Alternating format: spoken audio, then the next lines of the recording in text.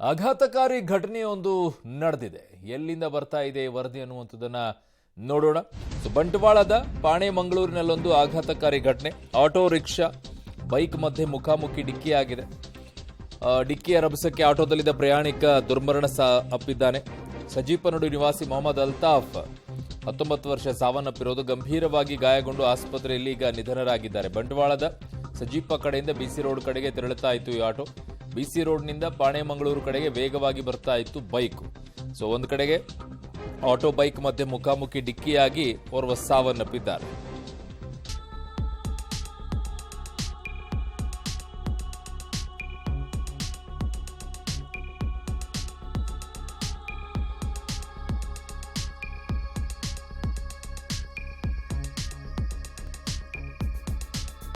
ಇಬ್ಬರು ಅತಿ ವೇಗದಲ್ಲೇ ಇದ್ದಿದ್ದು.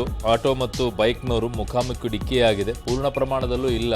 ಅದು ಈ 3 ವೀಲರ್ಸ್ಗಳದ್ದು ಒಂದು ಸಮಸ್ಯೆ ಏನು ಅಂತಂದರೆ, ಒಂಚೂರು ಬ್ರೇಕ್ ಹಾಕಿ ಮುಂದಿನ ಟರ್ನ್ ಮಾಡಿದ್ರೆ ಸಾಕು, ಅದು ಪೂರ್ತಿ ಬೆಂಡ್ ಆಗೋಗ್ಬಿಟ್ಟಿರುತ್ತೆ. ನೋಡಿ, ಅವ್ನು ಮುಂದಿನ ಬ್ರೇಕ್ ಹಾಕಿದ್ದಾನೆ, ಹಿಂದೆಂದು ವಾಲ್ ಇದೆ.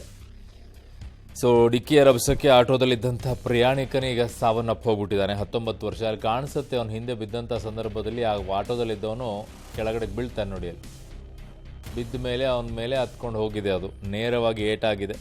ಸಜೀಪನೋಡು ನಿವಾಸಿ ಮೊಹಮ್ಮದ್ ಅಲ್ತಾಫ್ 19 ವರ್ಷ.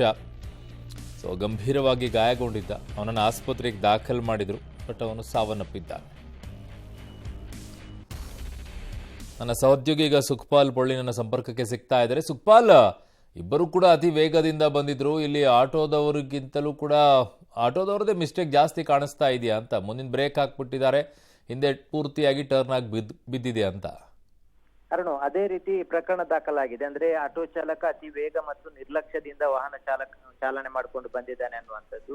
ಅತಿ ವೇಗದಿಂದ ಇದ್ದ ಆ ಸಂದರ್ಭದಲ್ಲಿ ಎದುರಿನಿಂದ ಬಂದಂತ ಬೈಕ್ ಏನಿದೆ ಅದು ಡಿಕ್ಕಿ ಹೊಡೆದಿದೆ. ಡಿಕ್ಕಿ ಹೊಡೆದಂತ ರಭಸಕ್ಕೆ ಕಂಟ್ರೋಲ್ ತಪ್ಪಿ ಆಟೋ ಚಾಲಕ ಆಟೋ ಪಲ್ಟಿ ಆಗಿರುವಂತದ್ದು. ಆ ಸಂದರ್ಭದಲ್ಲಿ ಆಟೋದ ಹಿಂಬದಿಯಲ್ಲಿ ಪ್ರಯಾಣಿಕನಾಗಿದ್ದಂತ 19 ವರ್ಷದ ಅಲ್ಲಿಯ ಸಜೀಪನಡು ನಿವಾಸಿ ಮೊಹಮ್ಮದ್ ಅಲ್ತಾಫ್ ಅನ್ನುವಂತ ರಸ್ತೆಗೆ ಎಸೆಯಲ್ಪಟ್ಟಿದ್ದಾನೆ. ಆ ಸಂದರ್ಭದಲ್ಲೇ ತಲೆಗೆ ಏಟಾಗಿತ್ತು. ತಕ್ಷಣ ಸ್ಥಳೀಯ ಆಸ್ಪತ್ರೆಗೆ ದಾಖಲಿಸಿದ್ರು. ಅಲ್ಲಿ ಕೊನೆಯುಸಿರೆಳೆದಿರುವಂತದ್ದು. ಇದರಲ್ಲಿ 2 ವಾಹನಗಳು ಅತಿ ವೇಗವಾಗಿತ್ತು.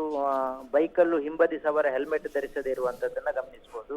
ಆ 2 ವಾಹನಗಳು ವೇಗವಾಗಿ ಬಂದಿರುವಂತ ಕಾರಣಕ್ಕೆ ಈ ರೀತಿಯಾದಂತಹ ಅಪಘಾತ ಆಗಿ ಮೃತಪಟ್ಟಿರುವಂತದ್ದು.